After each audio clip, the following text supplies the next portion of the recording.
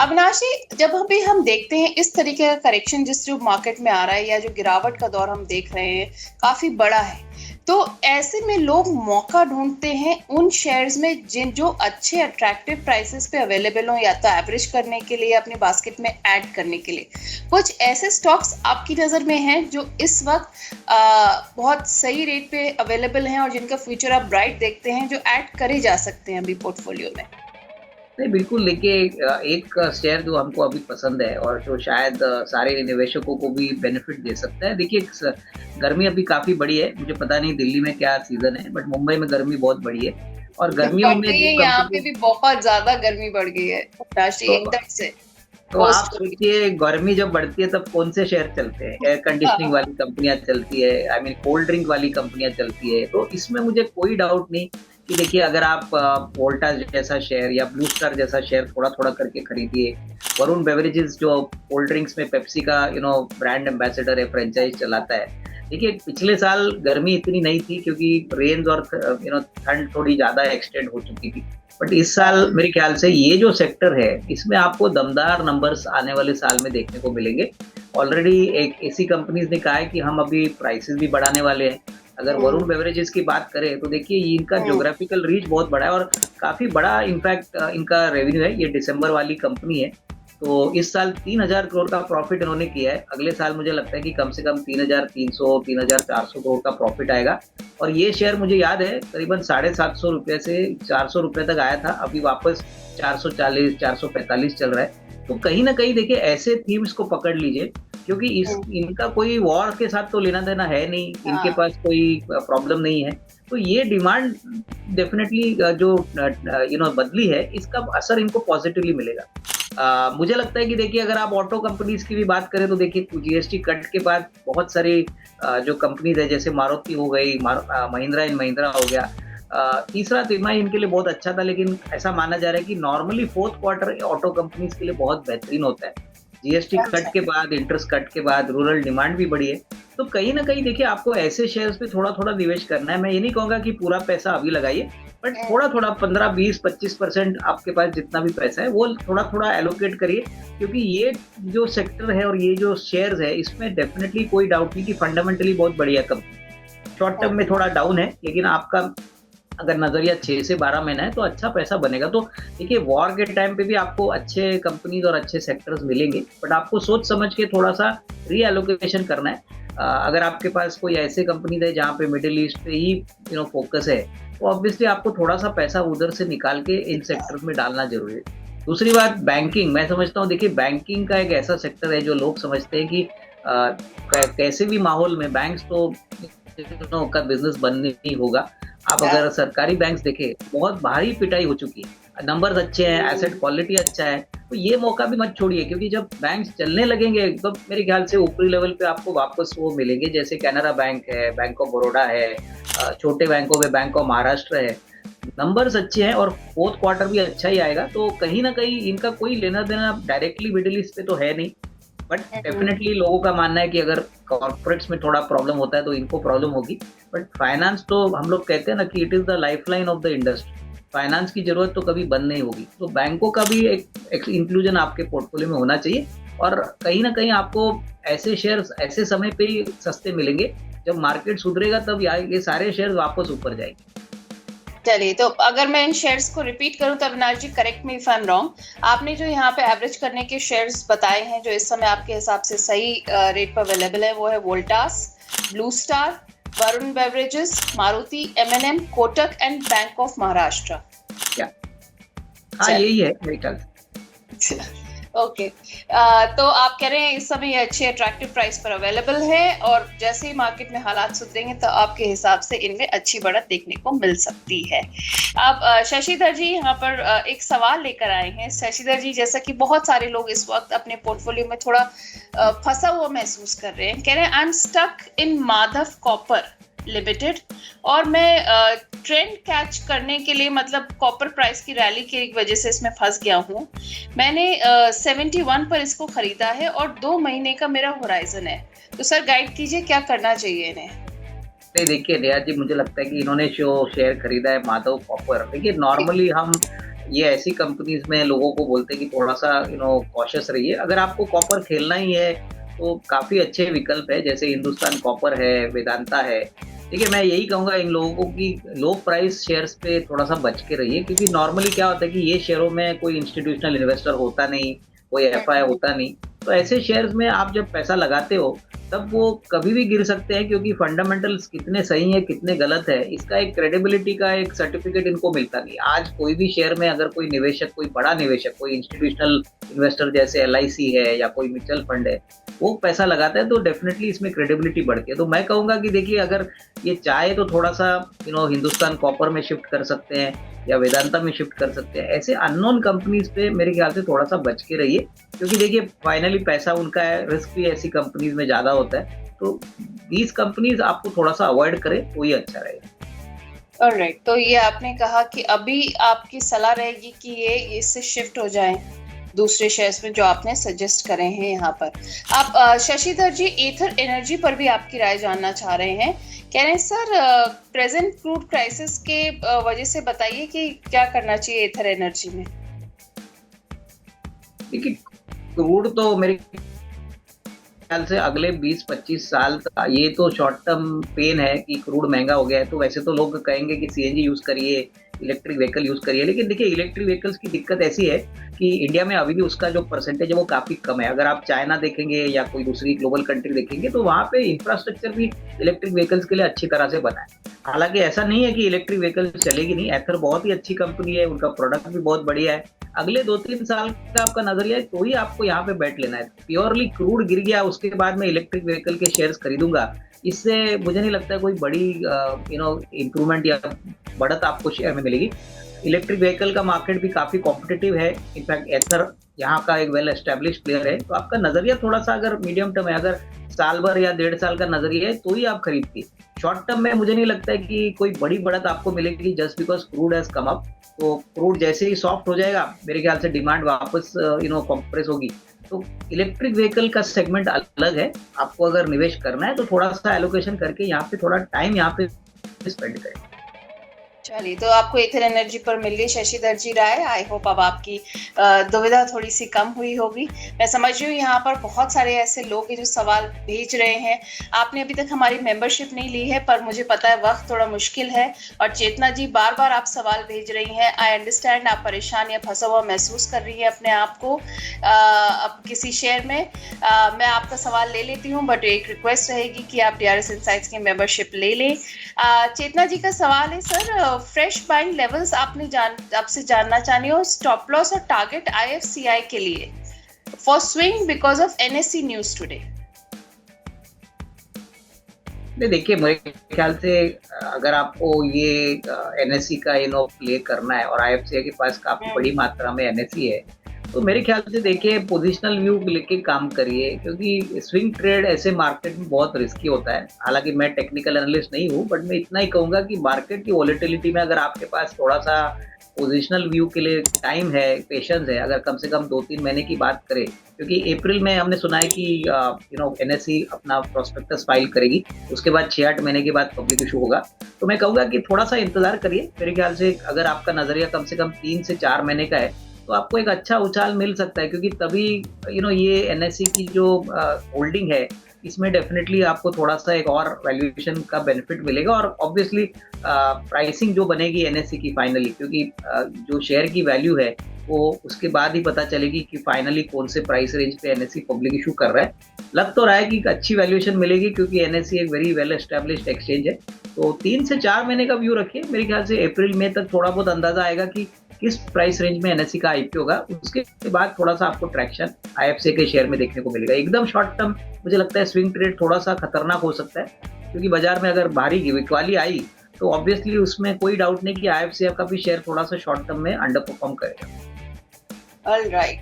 तो ये चेतना जी, आपको मिल गई राय, आईएफसीआई पर आप राय जानना चाह रही थी। तो देखिए, सही समय पर सही सलाह, अविनाश जी ने आपको गाइड कर दिया है कि ये सही वक्त उनके हिसाब से नहीं है। अभी थोड़ा सा आपको वेट करके उसी हिसाब से आगे चलना चाहिए, कॉशियस होकर।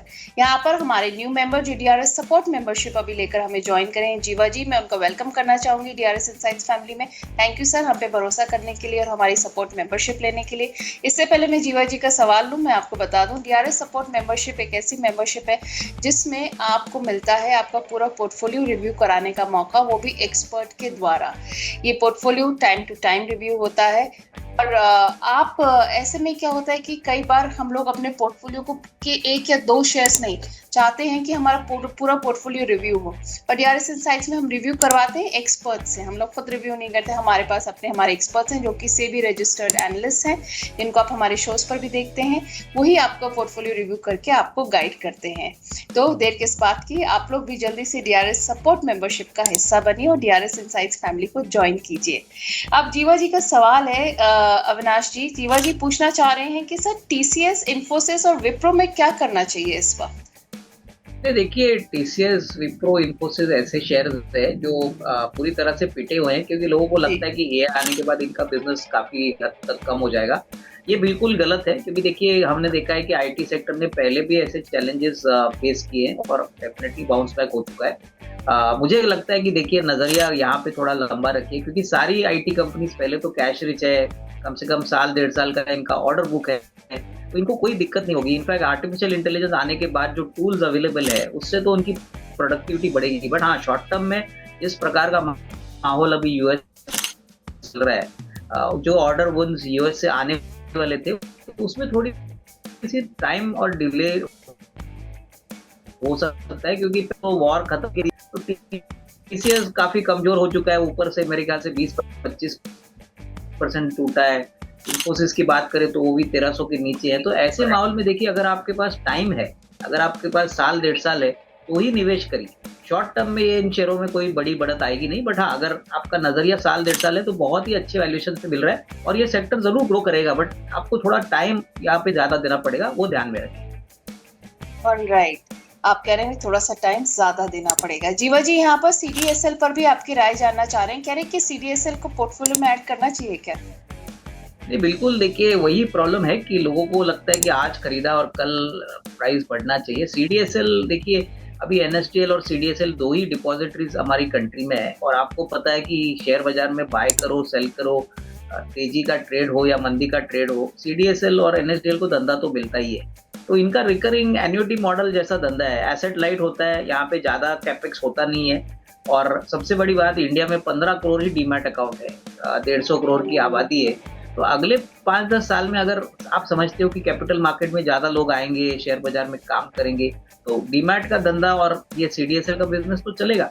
तो मेरे ख्याल से देखिए, शॉर्ट टर्म में कोई बड़ी अपसाइड एक्सपेक्ट मत करिए। सारे जो कैपिटल मार्केट रिलेटेड कंपनियां जैसे डीमैट है, वेल्थ मैनेजमेंट है, एएमसी है, ये सारी कंपनीज को ग्रोथ पोटेंशियल इंडिया में बहुत ज्यादा मुझे लगता है इंप्रूव होगा, क्योंकि इंडिया में इक्विटी का कल्ट अभी भी शुरू हो चुका है। ऐसा नहीं कि हम पहले से इक्विटी में इन्वेस्टेड थे। तो मेरे ख्याल से खरीदना है तो छोटा छोटा टुकड़ों में खरीदिए, एसआईपी करिए और अगले 1.5-2 साल का नजरिया लेके काम करिए, क्योंकि ऐसी कंपनीज बार बार मिलेगी नहीं। ये धंधा 2 ही कंपनीज के पास में है और इसलिए ये मार्केट जितना बढ़ेगा उसका फायदा दोनों सीडीएसएल और एनएसडीएल दोनों को मिलेगा। ऑल राइट, आप कह रहे हैं सीडीएसएल आपके हिसाब से बढ़िया स्टॉक है, पोर्टफोलियो पे ऐड कर सकते हैं, लेकिन नजरिया थोड़ा लंबा करना चाहिए, रखना चाहिए 1.5 से 2 साल का, और वो भी थोड़ी स्टैगर्ड मैनर में थोड़ा थोड़ा करके आपको ऐड करना चाहिए अपने पोर्टफोलियो में। जीवा जी, आपको मिल गई अविनाश जी की राय इस पर भी। अब ओम शिव जी हैं, ये भी हमारे मेंबर हैं और इन्होंने सबसे पहले तो एक सवाल पूछा अविनाश जी की क्या सीमैक बाय कर सकते हैं अभी? कह रहे हैं मतलब is it a good time? और रिलायंस इंडस्ट्री भी कह रहे हैं कि किस प्राइस में मिल सकता है, लो टारगेट्स, लोएस्ट मतलब किस पे खरीदना चाहिए? नहीं, मुझे लगता है कि देखिए दोनों शेयर्स में अगर आपको खरीदना है तो मेरे ख्याल से जैसे मैंने पहले कहा कि पूरा पैसा अभी लगाना जरूरी नहीं है। सीमैक भी बहुत अच्छी कंपनी है, काफ़ी अच्छी ऑर्डर बुक है। और रिलायंस की मैंने पहले भी बात की है कि देखिए रिलायंस एक ऐसा शेयर है जो कितना ऊपर जाएगा कितना नीचे जाएगा ये कहना मुश्किल है, लेकिन अगर आपको आज खरीदना है तो 30-25% जो भी आपके पास फंड्स है वो डिप्लॉय करिए, और थोड़ा और एक 15 दिन के बाद इवेल्युएट करिए। मुझे लगता है कि देखिए अगर रिलायंस नीचे आता है तो हो सकता है 1100-1200 तक भी आ सकता है, बट ये अभी कहना मुश्किल है कि कब आएगा। अगर आता है तो आपके पास कैश होनी चाहिए। तो मैं यही कहूंगा कि पूरा क्वांटिटी दोनों शेयर्स में खरीदना है तो 15-20% की एलोकेशन करिए और एसआईपी अप्रोच से खरीदिए, क्योंकि देखिए जब मार्केट टर्न होगा, जब सेंटिमेंट बदलेगा, तभी आपको कोई भी शेयर निचले भाव पे मिलेगा ही नहीं, और तभी आपको ये एसआईपी अप्रोच काम में आएगा। और आपका देखिए कोई भी एक्सपर्ट जो भी है, मैं यही कहूंगा कि किसी को भी पता नहीं होता कि वो कितना नीचे जाएगा कितना ऊपर जाएगा। शॉर्ट टर्म में सारा कुछ डिपेंड करता है कि उस समय की पॉलिटिकल सिचुएशन, जियो पॉलिटिकल सिचुएशन कैसी है। तो लॉन्ग टर्म ट्रैक अच्छा है, अगर आपका नजरिया लॉन्ग टर्म है तो ये आने से आपको ज्यादा शेयर भी मिलेंगे और आपका जो एवरेज कॉस्ट है वो भी अच्छा बैठेगा। चलिए, सीमैक और रिलायंस पर ओमशिव जी, अविनाश जी की राय है कि आप थोड़ा थोड़ा करके इन्वेस्ट कर सकते हैं, भाव उनके हिसाब से सही है, लेकिन नजरिया थोड़ा सा लंबा रखें तो ज्यादा सही रहेगा। अब हमारे पास सुपर चैट के जरिए एक सवाल आया है। मोहम्मद जुनैद जी ने सुपर चैट के जरिए सवाल पूछा है। थैंक यू जुनैद जी। पूछ रहे हैं ये, सर आपके सजेशन मांग रहे हैं कोफोर्ज और इंडियन होटल्स। देखिए इंडियन होटल ज़्यादा एस्टेब्लिश लगता है, क्योंकि लोग होटल में आना जाना बंद तो नहीं करेंगे और इनका लेना देना कोई है नहीं ज़्यादातर क्रूड प्राइसेस पे। मुझे लगता है कि नज़रिया आपका मेरे ख्याल से 12-15 महीना है, तो इंडियन होटल से बहुत अच्छा विकल्प है। ऊपरी लेवल से थोड़ा टूट भी चुका है, लेकिन मैनेजमेंट ने Q3 क्वार्टर के बाद कहा था कि चौथा क्वार्टर काफ़ी अच्छा आएगा, और जोग्राफिकली भी इनके पास काफ़ी बड़ा एक्सपोजर है। पैन इंडिया में ये नंबर 1 होटल है इंडिया में। तो कहीं ना कहीं मुझे लगता है इंडियन होटल्स में अगर ये बाय करना चाहते हो तो जरूर कर सकते हैं। कोफॉर्ज मुझे लगता है कि थोड़ा सा रुके, क्योंकि देखिए Coforge mid tyre IT companies में मानी जाती है और कहीं ना कहीं थोड़ी बहुत वोलेटिलिटी आपको ज्यादातर सहनी पड़ेगी। तो कोफॉर्ज में शायद मार्च के क्वार्टर के बाद आप इंतजार करिए, लेकिन इंडियन होटल्स अगर आपको खरीदना है तो ये लेवल से भी थोड़ा बहुत एक छोटा टुकड़ा आप बाजार से खरीद सकते हैं। चलिए जुनैद जी, आपको मिल गई कोफोर्ज और इंडियन होटल्स पर अविनाश जी की राय। अब ओम शिव जी अपने 5 स्टॉक्स लेकर आए हैं। सबसे पहले तो ये पूछना चाह रहे हैं ONGC और ऑयल इंडिया पर। ONGC इन्होंने खरीदा है 284 पर और ऑयल इंडिया इन्होंने खरीदा है 692 पर। कह रहे हैं एग्जिट कौन से लेवल्स पे करने को मिलेगा, कब तक बढ़ेगा शेयर? देखिए ONGC और ऑयल का जो शेयर है वो तब चलेंगे जब क्रूड $100-125 होगा, क्योंकि सभी को पता है कि क्रूड बढ़ता है तो इनके लिए ज़्यादा बेनिफिट होता है, क्रूड अगर गिरता है तो ऑयल मार्केटिंग कंपनीज को बेनिफिट होता है। तो अभी तो क्रूड का जो मूवमेंट है वो आपको रेगुलरली देखना है। मुझे लगता है कि जैसे ही क्रूड $100 के ऊपर जाता है तभी मेरे ख्याल से आपको ONGC और ऑयल इंडिया में एग्जिट की अच्छी पोजीशनिंग मिलेगी, क्योंकि देखिए नंबर्स से ज़्यादा मार्केट क्रूड ऑयल जो वेरिएबल है वो देखता है इन दोनों कंपनीज के लिए।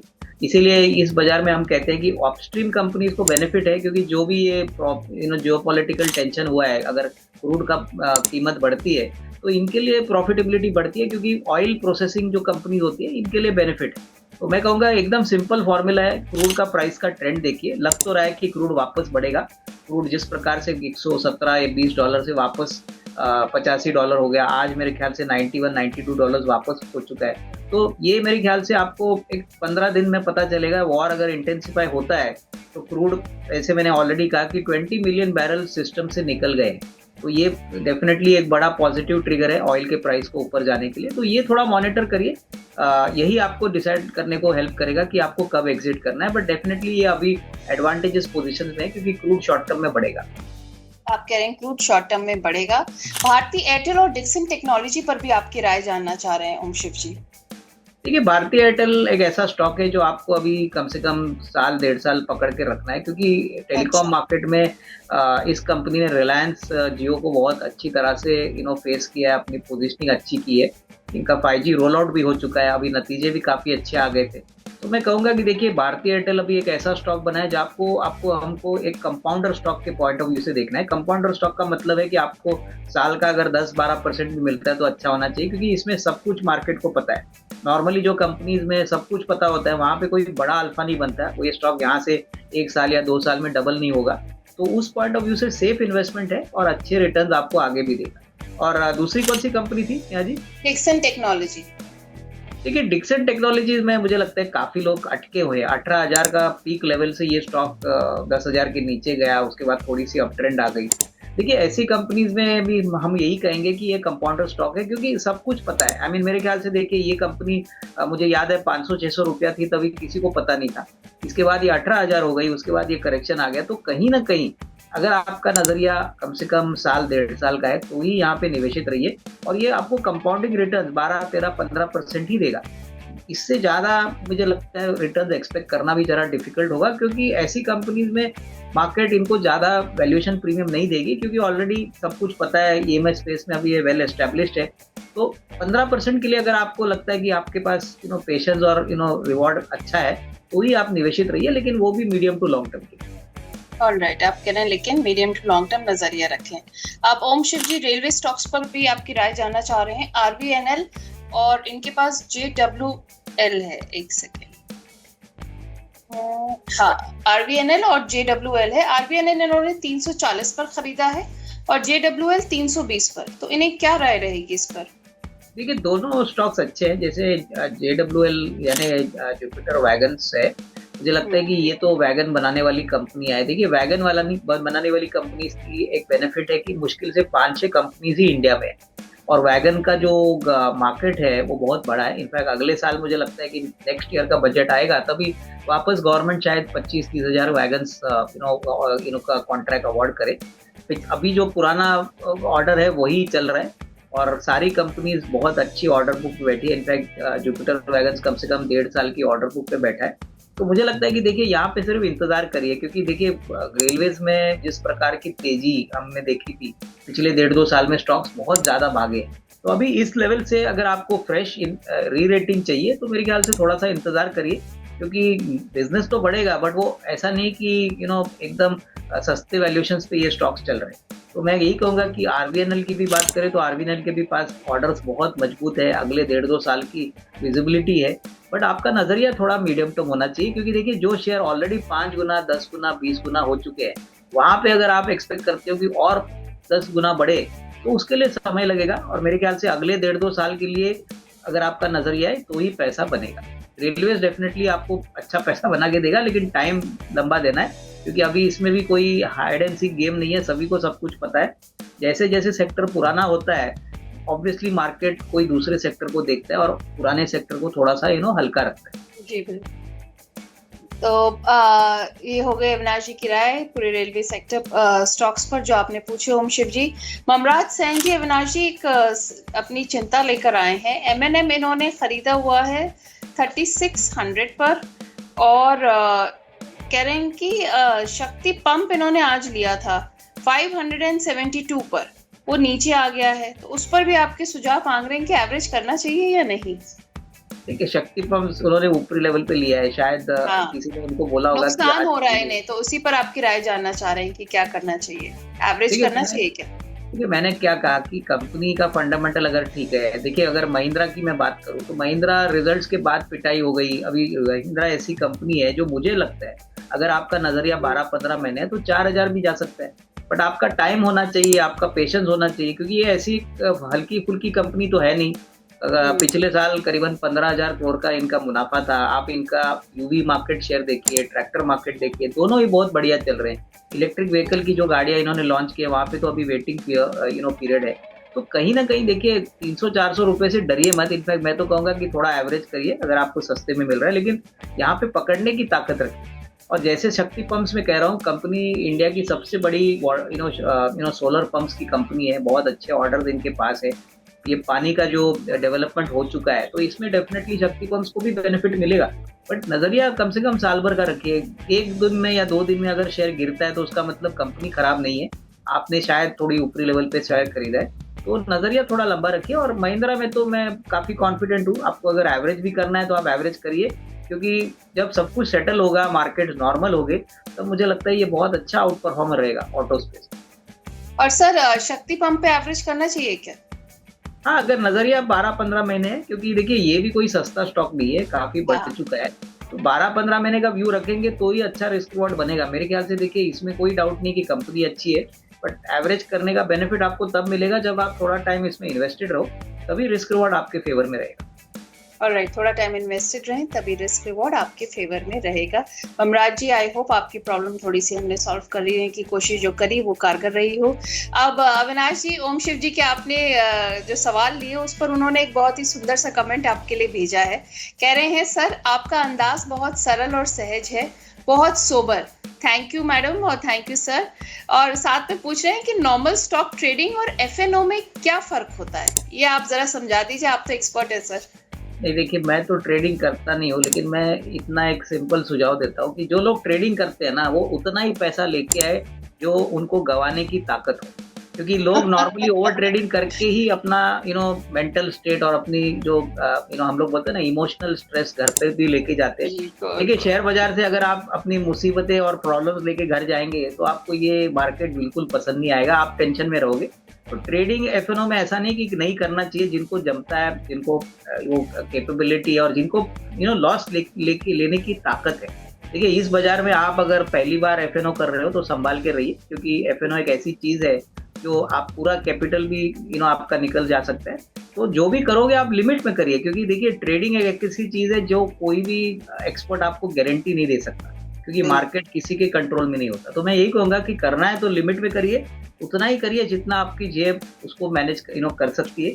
ज्यादा लालच मत करिए, क्योंकि इसमें लालच और ग्रीड बहुत इंपॉर्टेंट है। अगर आप उसको कंट्रोल नहीं करोगे तो आपका पूरा कैपिटल कब साफ होगा आपको पता नहीं चलेगा। तो मेरे ख्याल से ये थोड़े से बेसिक गुरु मंत्र है, जो आप अगर फॉलो करोगे तो फिर आपको मार्केट में काम करने का मजा भी मिलेगा और आप पैसा भी बनाओगे। चलिए, जितनी आप गंवाने की क्षमता रखते हो उतना ही ट्रेडिंग में लगाइए, अविनाश जी ने ये कहा है, और ताकि जो दर्द है वो उतना ही हो जितना सहा जा सके। तो आजकल का मार्केट जो है वो बहुत वॉलेटाइल भी है है ना, दर्द सहने की उतनी क्षमता है, वरना तो पता चला ये बिल्कुल ऐसा दर्द हो गया, रिकवरी नहीं कर पाए, जैसे कि पैसे नहीं आ पाए। बिल्कुल। अविनाश जी, आपने एवरेज करने की तो स्टॉक्स हमें बता दी, पर आज के अविनाश सर की कौन से जैसे टॉपिक्स हैं जो हमारे डीआरएस इनसाइट्स के व्यूअर्स के लिए आप बता सकते हैं? देखिए, मेरे ख्याल से जो स्टॉक्स बुरी तरह से पिटे हुए हैं, जैसे कि मैं कहूँगा कि बैंक ऑफ महाराष्ट्र 60-62 रुपए में मिल रहा है, लेमन ट्री 107-108 रुपए में मिल रहा है। मेरे ख्याल से देखिए, आपको ऐसे शेयर्स खरीदने हैं जहाँ पे आपको पता है कि लॉन्ग टर्म में डेफिनेटली रनवे इन दोनों स्टॉक्स के लिए बहुत अच्छा है। बैंकिंग में बैंक ऑफ महाराष्ट्र का कासा रेशो 50% है, प्रॉफिटेबिलिटी एक क्वार्टर में 1700 करोड़ का प्रॉफिट इन्होंने कमाया। अगर लेमन ट्री की बात करें तो लेमन ट्री के करीबन ऑलमोस्ट 35 या 40 होटल्स अभी भी पाइपलाइन में है। इनका ऑब्वियसली रनवे बड़ा है, और अभी उन्होंने ये भी कहा है कि वो बिजनेस को रिस्ट्रक्चर कर रहे हैं, यानी जो एसेट हैवी वाला जो काम है वो कोई दूसरी ग्रुप कंपनी करेगी, उसके शेयर्स भी शेयर होल्डर्स को मिलेंगे। तो कहीं ना कहीं मुझे लगता है आपको ऐसे ट्रिगर देखने, और प्लस मैं कहूँगा कि देखिए, अगर आपके पास थोड़ा ज़्यादा पैसा है तो महिंद्रा एंड महिंद्रा है, उसके बाद श्रीराम पिस्टन्स है, उसके बाद इंडियन होटल्स है। थोड़ा सा क्वालिटी के ऊपर फोकस करिए, क्योंकि देखिए इस बाजार में क्वालिटी को ऑलवेज प्रीमियम मिलता है, और ऐसे माहौल में आपको थोड़ा सा सेफ भी खेलना है। तो ये 3-4 शेयर्स जो मैंने बताए उसमें फोकस करिए। सरकारी बैंक्स में कैनरा बैंक 150 के नीचे गया है, बैंक ऑफ बड़ौदा अवेलेबल है। तो ये सारे बिजनेसेस मरने वाले नहीं है। देखिए, ऐसे बाजार में आप वही कंपनियां लेंगे जो कम से कम 5-10 साल सस्टेन करेंगी, जिंदा रहेंगी, तो तभी पैसा बने। बिल्कुल, ऐसी कंपनी जो सस्टेन करें, ताकि आपकी जो वैल्यू है वो भी सस्टेन करे और ग्रो करे। Thank you so much Avinash sir, आज आप हमारे शो पर आए, आपने इतने अच्छे से हमारे सारे व्यूअर्स के कमेंट्स को लिया और अपनी बहुत ही वैल्यूएबल एडवाइस हमको दी। Thank you for joining us today. और सर, जाने से पहले एक डिस्क्लेमर। हाँ, इनफैक्ट दिया जी, जो भी शेयर्स हमने आपको बात की है, हो सकता है देखिए हमारे भी क्लाइंट्स है, उनको भी हमने सजेस्ट वही स्टॉक्स किए होंगे, और पर्सनल लेवल पे मेरी कोई पोजीशन इन शेयर्स में नहीं है। Thank you so much Avinash ji.